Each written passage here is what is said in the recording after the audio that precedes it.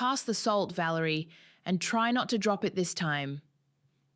Grace's voice cut across the mahogany dining table like a blade wrapped in silk. I reached for the crystal shaker, my fingers steady despite the familiar sting of her words. Around me, the Mason family continued their dinner as if nothing had happened, because to them, nothing had. My name is Valerie, and for 8 years, I've been the ghost at this table. Did you see Margaret's daughter got into Harvard? Olivia announced, her fork pausing mid-air as she delivered what I knew was a calculated blow. Such an accomplished young woman really makes you think about what we pass down to the next generation, doesn't it? Mason cleared his throat but said nothing. He never said anything anymore. Some people are born with drive, Kent added, cutting his steak with surgical precision. Others, well, they find their purpose in supporting those who do. I smiled and took a sip of wine. How lovely for Margaret. Grace's laugh tinkled like breaking glass. Oh, Valerie, always so pleasant. Tell me, what did you accomplish today? Besides the grocery shopping, of course. I organized the charity auction materials for your event next week. I kept my voice level, though my free hand found the small locket at my throat, my grandmother's locket, the only thing in this house that truly belonged to me. How domestic of you, Olivia smirked. Though I suppose someone has to handle the busy work while the rest of us focus on the important things. The chandelier above us cast everything in golden light, making the scene look like something from a magazine spread. Perfect family in perfect home with perfect lives, if only they knew. Speaking of important things, Kent said, dabbing his mouth with his napkin. The club dues are coming up again. Substantial increase this year, but maintaining our standing is worth every penny. Absolutely, Grace agreed. Image is everything. People judge you by the company you keep, the places you're seen. It's about legacy. Mason finally spoke. The renovation on the east wing should be finished next month. The contractors say it'll add significant value to the property. Wonderful, I said, though nobody was really talking to me. They were talking around me, through me, as if I were a piece of furniture that occasionally needed to be acknowledged. You know, Valerie, Grace continued, her tone shifting to something that might have sounded motherly to an outsider, I was thinking it might be time for you to consider contributing more to the household, financially speaking. The room went quiet except for the soft clink of silverware against china. I mean, she continued, you've been so comfortable here for so many years. Perhaps it's time to think about earning your keep in a more substantial way.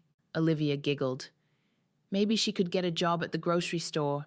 She spends enough time there. Now, Kent said, though his eyes held the same cruel amusement as his daughter's. I'm sure Valerie has skills we haven't discovered yet. Hidden talents, perhaps. I set down my wine glass and looked around the table. Mason was studying his plate like it held the secrets of the universe. Olivia was barely containing her laughter. Grace and Kent wore matching expressions of benevolent condescension. Hidden talents, I repeated softly. Yes, I suppose I do have a few of those. Well, we'd love to hear about them sometime, Grace said with false sweetness. When you're ready to share, of course. The conversation moved on to other topics. The upcoming charity gala, Kent's golf tournament, Olivia's latest shopping expedition to New York.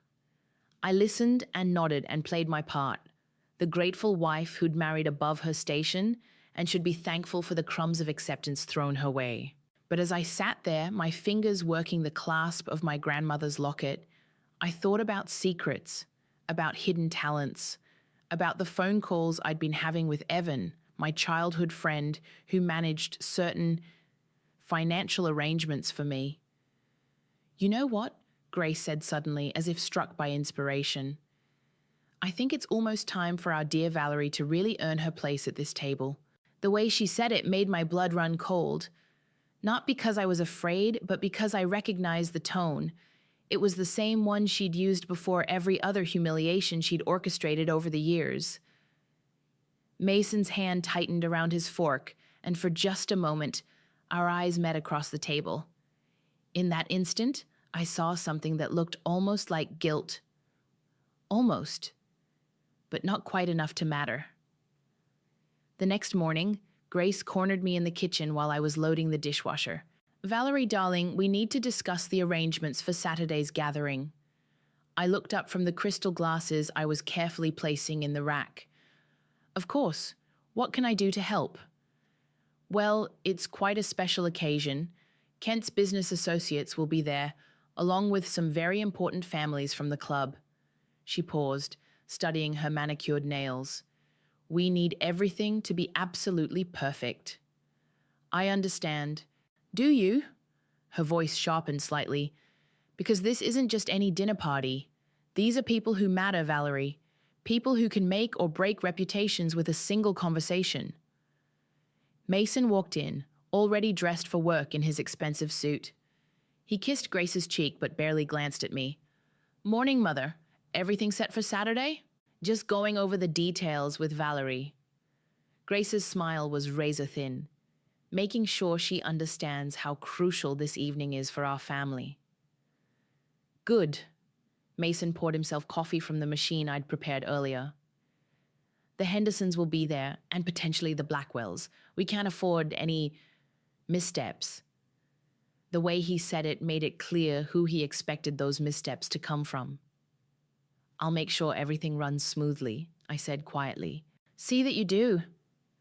Mason headed for the door, then stopped. "Oh, and Valerie, wear something appropriate. Not that blue dress you wore to the Whitmans' party." After he left, Grace lingered in the kitchen, watching me finish the dishes. "You know, dear, I've been thinking about our conversation last night, about you contributing more meaningfully to this family." My hands stilled on the plate I was drying. "What did you have in mind?" "Well, Saturday's gathering might be the perfect opportunity to discuss your future role here." She smiled, but it didn't reach her eyes. "Kent has some ideas about how you might better serve the family's interests." Before I could respond, Olivia breezed in wearing yoga clothes that probably cost more than most people's monthly rent. "Are we talking about Valerie's big moment?" She grabbed a green smoothie from the fridge. "This is going to be so interesting." "What big moment?" I asked.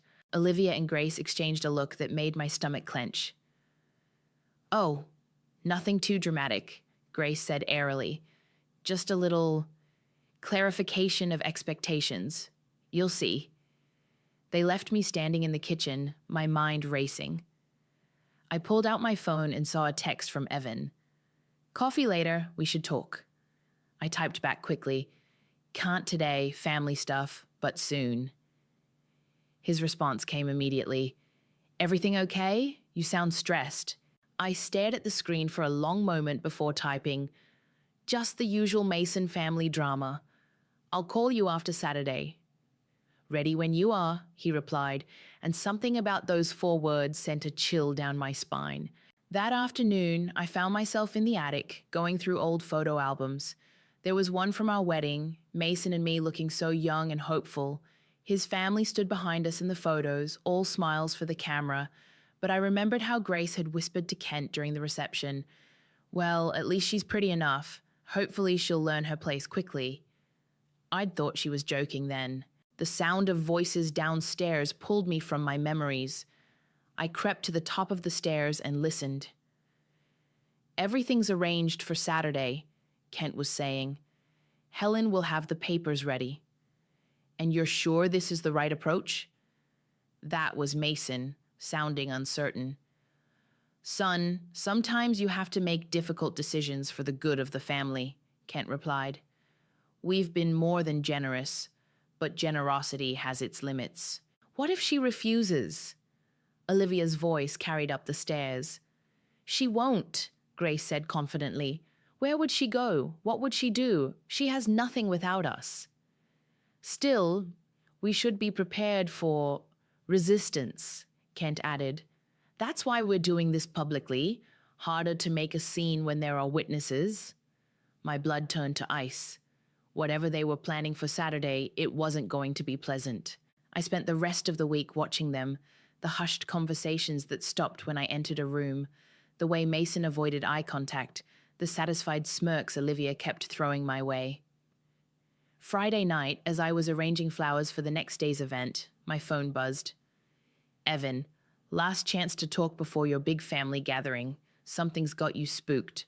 I looked around the empty dining room, at the perfectly set table, at the life I'd built that was apparently about to come crashing down. Tomorrow night, I typed back. After everything's over, I have a feeling things are about to change. Ready when you are, came his reply again. This time those words felt like a promise. Saturday's dinner party went perfectly. Too perfectly. The guests praised the food, complimented the decor, and made all the right noises about what a lovely home we had. I played my part, the gracious hostess who smiled and nodded and made sure everyone's wine glass stayed full. But I felt like I was watching myself from outside my body, going through the motions while waiting for the other shoe to drop. Valerie, dear, Grace appeared at my elbow as I was clearing dessert plates. Could you join us in Kent's study? There's something we need to discuss. My hands didn't shake as I set down the plates. Of course. Let me just... Now, please. Her voice was steel wrapped in velvet. I followed her down the hallway, past the family portraits that had never included me, toward Kent's study. The door was already open, and I could see people inside. The family was there, Kent behind his massive desk, Mason standing by the window, Olivia perched on the leather sofa with her phone in her hand. But there were others too. A woman I didn't recognize sat in one of the chairs, a briefcase open beside her. A man with a notary stamp waited nearby. Valerie, come in, Kent said, his voice unusually formal.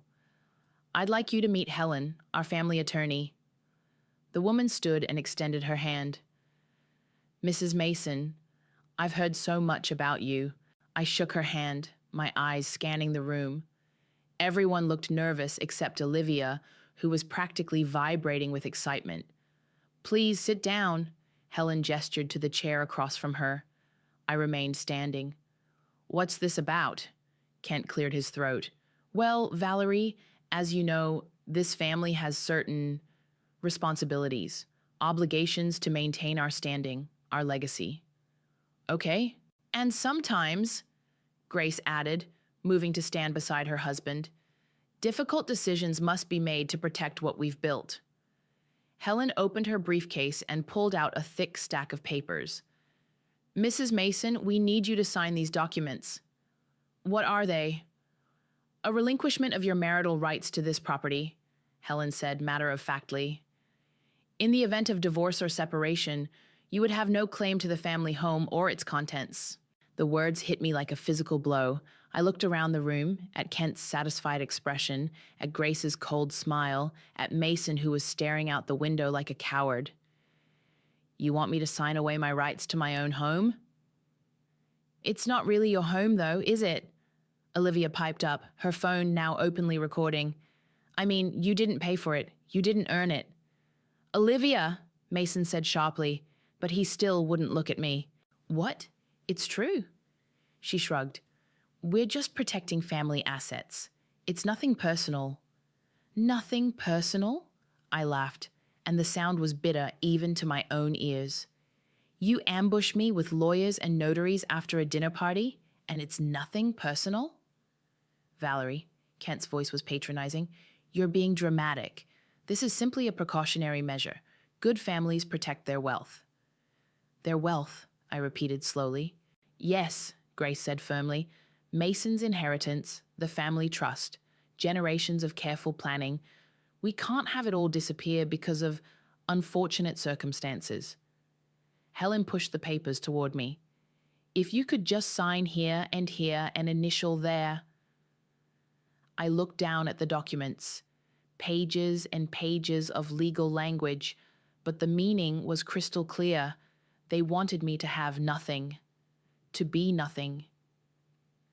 And if I refuse? The room went silent. Kent and Grace exchanged a look. Well, Kent said slowly, that would be unfortunate. for everyone involved. People might start asking questions, Grace added, about why you're being so unreasonable, about what you might be hiding. Are you threatening me? We're protecting our family, Kent said, by any means necessary. Mason finally turned from the window. His face was pale, his hands trembling slightly. Valerie, please, just sign the papers. It doesn't have to be difficult. I stared at my husband, this man I'd loved, supported, stood by for 8 years. The man who was now asking me to sign away my security, my future, my dignity. You're not going to defend me, are you? I asked him quietly. He opened his mouth, then closed it. His silence was answer enough. I walked over to the desk and picked up the pen. The room held its collective breath. You know what? I said, looking around at their expectant faces. Thank you. Thank you? Grace frowned. Yes, I signed my name with a flourish on every page, every line, every initial. Thank you for finally showing me exactly who you all are. I set the pen down and smiled at their confused expressions. This has been incredibly clarifying. Helen gathered the papers quickly. Well, that's all we need. I walked toward the door, then paused and turned back. Oh, and Grace, you're absolutely right about one thing. Good families do protect their wealth. The look of triumph on her face made what was coming next even sweeter. I went straight to my bedroom and locked the door. My hands were steady as I pulled out my laptop and opened my email. The cursor blinked in the empty message field. I typed Evan's address and paused, my fingers hovering over the keys. Then I wrote, "It's time. Dissolve everything. Transfer it all to the new account we discussed. Do it tonight." I hit send before I could second-guess myself. My phone rang within minutes. "Val, are you sure about this?" Evan's voice was concerned but not surprised. We'd talked about this possibility for months. "I'm sure." What happened? I told him about the ambush, the papers, the lawyers, about Mason's silence and Olivia's smirking phone recording. "Jesus, Val, I'm sorry." "Don't be. You warned me this might happen eventually." "I did, but I hoped I was wrong." He paused. "You know there's no going back from this, right? Once I dissolve the trust." "I know. The family will lose everything, the house payments, the club memberships, Olivia's credit cards, Kent's business expenses. All of it was coming from your grandmother's trust." "I know," I repeated. "They have no idea, do they?" I laughed and it felt good. "None whatsoever." "How long do you want me to give them? How long will it take for everything to bounce?" "The automatic payments will start failing Monday morning. Credit cards will be declined by Tuesday. The club will probably call about overdue fees by Wednesday." "Perfect." "Val," Evan's voice was gentle. "Are you okay? Really?" I looked around the bedroom I'd shared with Mason for 8 years, at the photos on the dresser of happier times that now felt like lies, at the jewelry box full of gifts that were probably bought with my own money. "I'm better than okay, Evan. I'm free." After we hung up, I made myself a cup of tea and sat in the kitchen. The house was quiet. The family had probably gone to celebrate their victory with expensive brandy in Kent's study. My laptop chimed with email notifications, confirmations from the bank, transfer receipts, account closures, $43 million, moving from one account to another with a few clicks. My grandmother's fortune, carefully invested and grown over the years, finally coming home to me. I thought about the day she died, how she'd gripped my hand with surprising strength. "Promise me something, Valerie," she'd whispered. "Don't let anyone take advantage of your kindness. The money is yours, but keep it secret until you're sure who deserves your trust." "I promise, Grandma. And if anyone ever tries to make you feel small, remember, you have the power to choose your own path." I'd kept that promise for 5 years. Through every snide comment, every dismissive look, every moment of being treated like hired help in my own home. My phone buzzed with a text from Mason. "Where are you? Come have a drink with us." I typed back, "I'm tired. Going to bed early. Don't be upset about tonight. It's just business." Just business. 8 years of marriage reduced to a business transaction. I didn't reply. Instead, I opened my laptop again and started making lists. Things I'd need to do, places I'd need to go, people I'd need to call. My new life was going to require planning. Around midnight, I heard Mason come upstairs. He tried the bedroom door, found it locked. "Val, come on, open up." I didn't answer. "Look, I know tonight was difficult, but you have to understand, my family has expectations, responsibilities." Still nothing from me. "We can talk about this tomorrow, okay? When you've had time to process everything." His footsteps retreated down the hall toward the guest room. I lay in bed, staring at the ceiling, listening to the house settle around me. In a few hours, the sun would rise on a very different world for the Mason family. My phone lit up with one final message from Evan. "It's done. All accounts closed, trust dissolved, funds transferred. Sweet dreams, Val." I smiled in the darkness and closed my eyes. For the first time in years, I slept peacefully. Sunday morning, I woke up early and made coffee. The house was still quiet, the family probably sleeping off their celebration from the night before. I sat at the kitchen table with my laptop, watching the morning news, waiting. At 8:47 a.m., my phone rang. Unknown number. "Hello? Mrs. Mason? This is David from First National Bank. I'm calling about some irregularities with your family's accounts." I smiled and took a sip of my coffee. "I'm sorry, but you'll need to speak with my husband about that. This is his family's business, not mine." The show was about to begin. By Monday morning, the cracks were already showing. I was in the kitchen making breakfast when Olivia stormed in, still in her pajamas, waving her phone like a weapon. "My card got declined at Starbucks. Do you know how embarrassing that is?" Grace appeared behind her, fully dressed but looking frazzled. "The bank called 3 times this morning, something about insufficient funds, which is ridiculous." Mason rushed in, already dressed for work, his tie crooked. "Has anyone seen my briefcase? I can't find—" He stopped when he saw his mother and sister. "What's wrong?" "Everything's wrong," Olivia snapped. "My credit cards aren't working, Mom's having issues with the bank, and the automatic payment for my car lease bounced." "That's impossible," Mason said, but his voice wavered. "I'll call the bank." "I already did," Grace said sharply. "They want to speak with you immediately, something about the trust account." I continued scrambling eggs, keeping my expression neutral. "Trust account?" "The family trust," Kent said, walking in with the morning paper. His usual confident demeanor was cracked around the edges. "There seems to be some sort of technical error." "Technical error?" Mason grabbed his phone. "I'm calling them right now." He dialed, pacing the kitchen while it rang. "Yes, this is Mason. I need to speak with someone about our accounts immediately." "What do you mean closed?" "That's impossible." "No, I'll be right there." He hung up, his face pale. "They want to see us, all of us. This morning." "This is ridiculous," Grace said, but I caught the tremor in her voice. "We've banked with them for 30 years. Maybe it's just a computer glitch," Olivia said, though she didn't sound convinced. Kent folded his newspaper with sharp, angry movements. "Computer glitch or not, we need answers, and we need them now." The phone rang again. Mason answered it immediately. "Hello? What? No, that can't be right.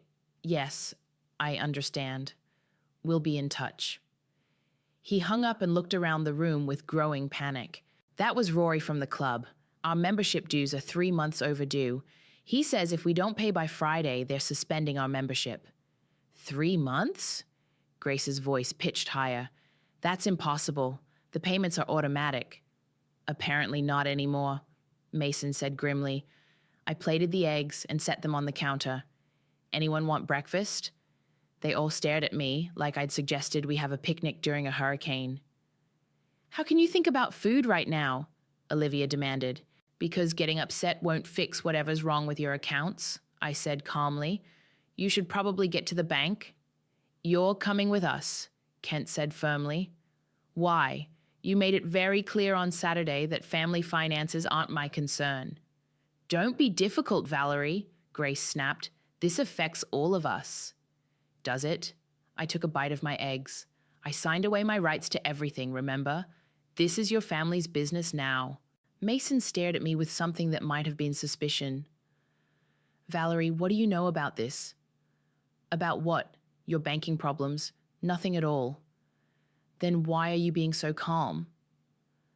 I shrugged. What's the point of panicking? Either it's a mistake that can be fixed, or it's not. Getting hysterical won't change anything. The doorbell rang, cutting through the tension. Mason went to answer it, returning with a nervous-looking young man in a suit. This is James from the bank, Mason said. He wanted to speak with us in person. James clutched a folder to his chest. I'm sorry to bother you at home, but given the unusual circumstances, my manager thought it would be best to handle this delicately. What unusual circumstances? Kent demanded. Well, sir, it appears that all of your accounts were funded by a single trust, and that trust was dissolved over the weekend. The kitchen went dead silent. Dissolved?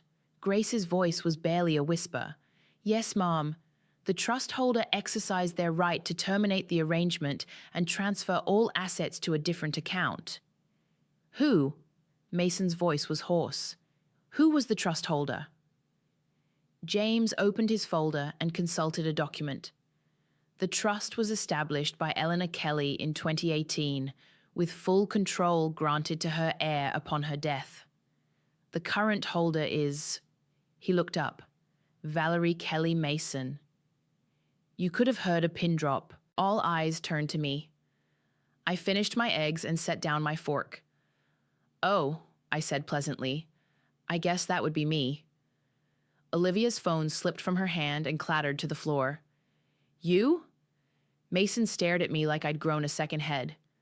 Apparently so. But how? Grace stammered.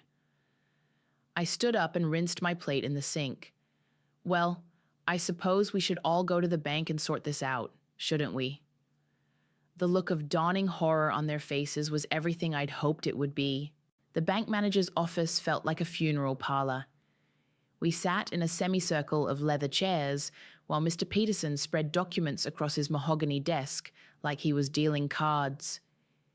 As I explained over the phone, Peterson said, adjusting his glasses, the Eleanor Kelly Trust was the sole funding source for all Mason family accounts. Kent leaned forward, his knuckles white as he gripped his chair arms. That's impossible. Our family has had wealth for generations. Peterson pulled out a thick file. I'm afraid the records show otherwise, Mr. Mason. Every mortgage payment, every credit line, every investment account, all funded by transfers from the Kelly Trust. How much? Mason's voice cracked. The trust held approximately $43 million before its dissolution. Grace made a strangled sound. Olivia just stared at the ceiling like she was praying. And this trust belonged to... Peterson looked at me. Mrs. Mason's grandmother? That's correct, I said quietly. You knew? Mason turned to me, his face a mask of betrayal and shock. All this time you knew? I knew my grandmother left me money, yes? $43 million, Olivia shrieked. You've been sitting on $43 million While you what? I asked calmly. While you called me worthless? While you made me sign away my rights to my own home? Your home? Kent's voice was dangerous. That house belongs to this family. Peterson cleared his throat. Actually, sir, the mortgage payments came directly from the trust. Technically, Mrs. Mason has been paying for the house for the past 5 years. The silence that followed was deafening. Show them, I said to Peterson. He pulled out another stack of papers. These are the payment records: mortgage, property taxes, insurance, utilities, club memberships, credit card payments, car leases, even grocery bills, all paid through automatic transfers from the Kelly Trust. Grace's face had gone completely white. The club memberships? Yes, ma'am, the country club, the yacht club, the tennis club, all funded by the trust. My car? Olivia whispered. Lease payments, insurance, maintenance, all trust funded. Mason looked like he was going to be sick. The business expenses, the client dinners, the office rent, all of it, Peterson confirmed. Kent stood up abruptly, his chair scraping against the floor. This is some kind of mistake. Our family has money, real money, investments, properties. Sir, I've been your family's banker for 15 years. Without the trust transfers, your combined assets total approximately $12,000 in checking accounts. 12,000? Grace's voice was barely audible. That's not possible, Mason stammered. The inheritance from my grandfather, the family investments, were liquidated years ago to cover debts, Peterson said gently. The trust transfers began shortly after Mrs. Mason joined the family. They've been your primary source of income ever since. I watched their faces as the truth sank in. The horror, the disbelief, the dawning realization that everything they thought they knew about their lives was a lie. Why? Mason turned to me, his eyes pleading. Why didn't you tell us? Tell you what? That I was paying for everything while you treated me like hired help? That I was funding your lifestyle while you called me worthless? We didn't know.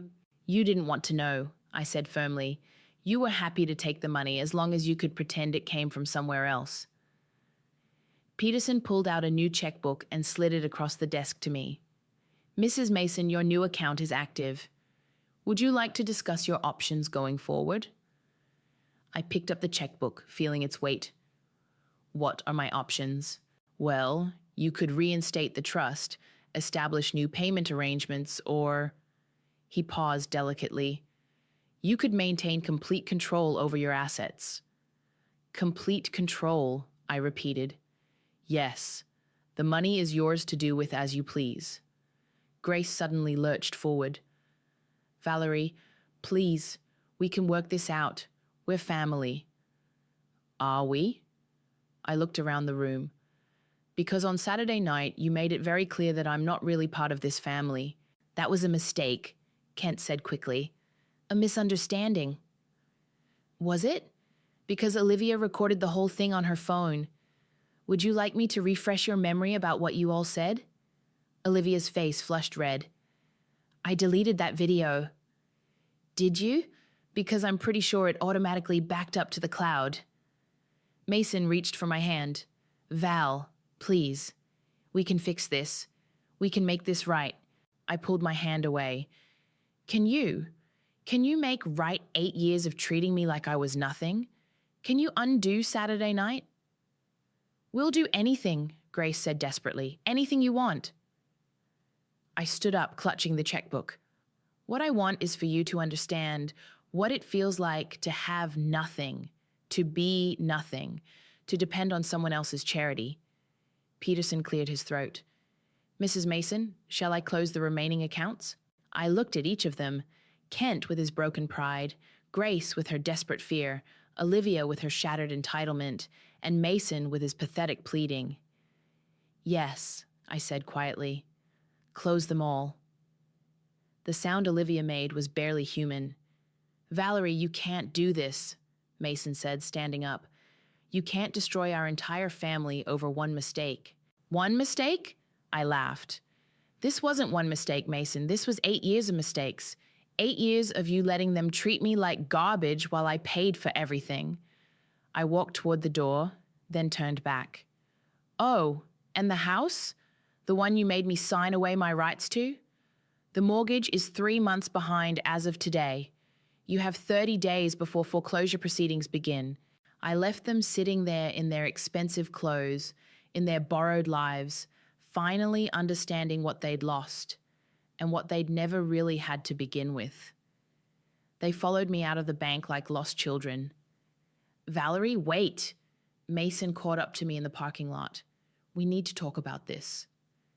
I kept walking toward my car, the modest Honda I'd bought with my own small savings account, not the luxury vehicles they drove that I'd apparently been paying for. There's nothing to talk about. Nothing to talk about? Grace's voice was shrill behind me. You just destroyed our entire family. I turned around to face them. All four of them stood there in their designer clothes, looking like their world had just ended, which I suppose it had. I destroyed your family? Really? You know what I mean? Grace snapped, but her usual venom was replaced by panic. No, I don't think I do. Explain it to me. Kent stepped forward, trying to summon his old authority. Valerie, you're being vindictive. This isn't like you. Isn't it? How would you know what I'm like? You've spent 8 years treating me like furniture. That's not true, Mason said weakly. Isn't it? I pulled out my phone. Should I play Olivia's video from Saturday night? The one where you all made it crystal clear what you think of me? I told you, I deleted that. Olivia's voice cracked. From your phone, maybe, but cloud storage is forever.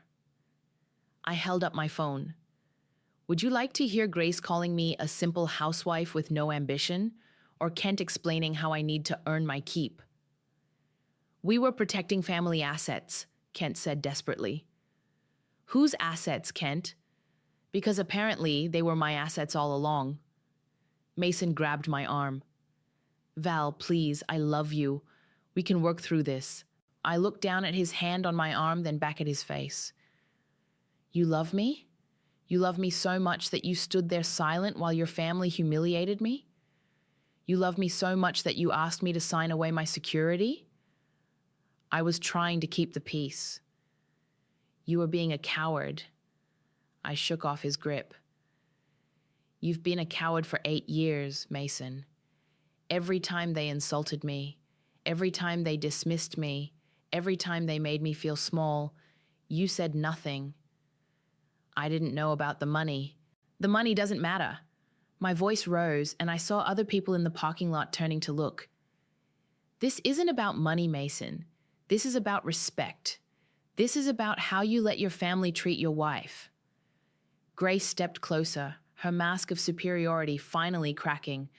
Valerie, please. We made mistakes, but we're family. Families forgive each other. Are we family, Grace? Because on Saturday you made it very clear that I'm not really a Mason, that I don't belong, that I'm just some charity case you've been tolerating. That's not what we meant. That's exactly what you meant. I looked at each of them. You want to know the truth? I've been waiting for this moment for years, waiting for you to push me too far, waiting for you to show your true colors. You planned this, Kent said, his voice filled with dawning horror. I prepared for it. There's a difference. I smiled coldly. My grandmother warned me about people like you, people who would take advantage of my kindness and mistake it for weakness. Your grandmother, Olivia spat. That bitter old woman poisoned you against us from the beginning. My grandmother was the only person who ever truly loved me. Unlike this family, she wanted me to be strong, to stand up for myself. So, you're going to let us lose everything? Mason's voice broke. The house? The club memberships? Everything we've worked for? Everything you've worked for? I laughed, and it sounded harsh even to my own ears. Mason, you haven't worked for anything in 8 years. None of you have. You've been living off my inheritance while treating me like I was worthless. We'll change, Grace said desperately. We'll treat you better. We'll include you more. Include me in what? In my own life? In decisions about my own money? I shook my head. It's too late for that, Grace. Please, Mason whispered. Don't do this. Don't destroy us. I looked at him, really looked at him. The man I'd married, the man I'd loved, the man who'd stood by and watched his family tear me apart piece by piece. I'm not destroying you, Mason. I'm just stopping the payments. If that destroys you, maybe you should ask yourself what you built your life on. I got in my car and rolled down the window. Oh, and one more thing. I'm filing for divorce. You'll be hearing from my lawyer. As I drove away, I could see them in my rearview mirror, standing in the parking lot like survivors of a natural disaster, finally understanding that their perfect world had been built on sand, and that the tide had finally come in. The coffee shop was busy, filled with the usual Tuesday morning crowd. I sat in the corner booth, watching Evan approach with 2 lattes and a satisfied grin. So, he said, sliding into the seat across from me, I heard the Mason house went into foreclosure yesterday. Did it? I sipped my coffee, trying to look innocent. Don't play coy with me, the whole town's talking about it. Kent Mason working at the hardware store, Grace cleaning houses, Olivia moved back in with her parents. He leaned forward. How does it feel? Before I could answer, my phone buzzed. Text message from an unknown number. Aunt Valerie? It's Hazel. Can we talk? I showed Evan the screen. Mason's niece. She's 17. The one who was always nice to you? The only one. I typed back. Of course. When and where? Now? I'm outside the coffee shop. I looked up and saw her through the window, tall, awkward, clutching a backpack like a lifeline. She looked nothing like the rest of the Mason family. There was something genuine about her that they'd never managed to crush. Send her in, I told Evan. Hazel approached our table nervously, her eyes red-rimmed like she'd been crying. Hi, Valerie. She glanced at Evan uncertainly. This is Evan, my friend. You can talk freely.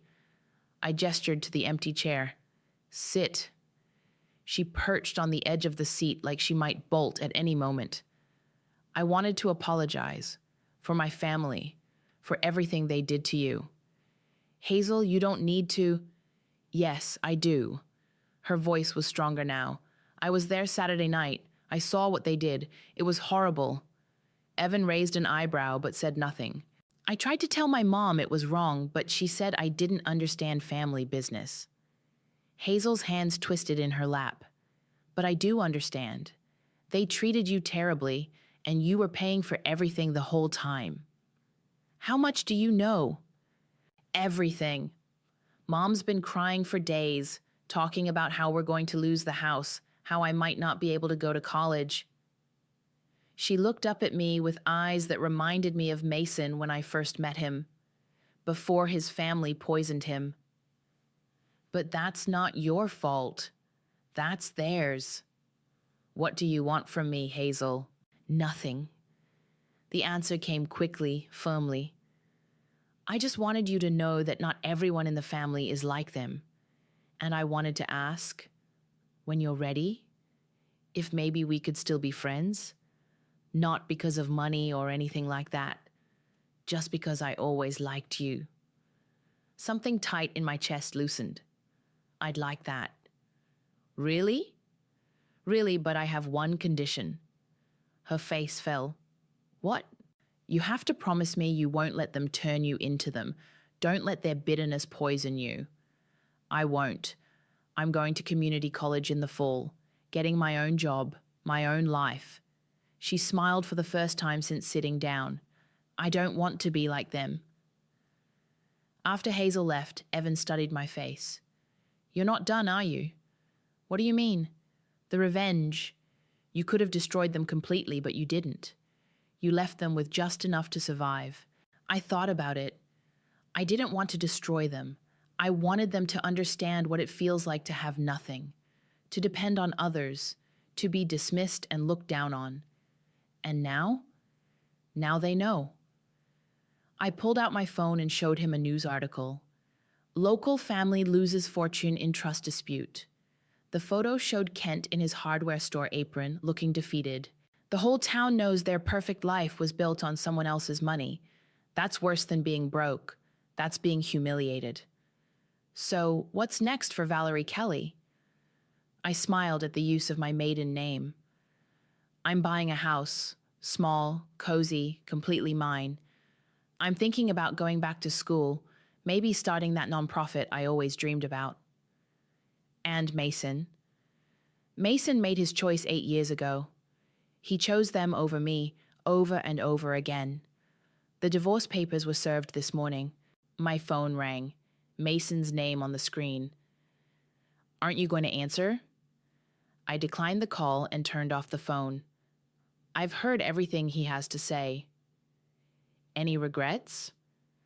I thought about the question seriously, about the years of marriage, the dreams we'd shared, the life I'd thought we were building together. You know what? No regrets.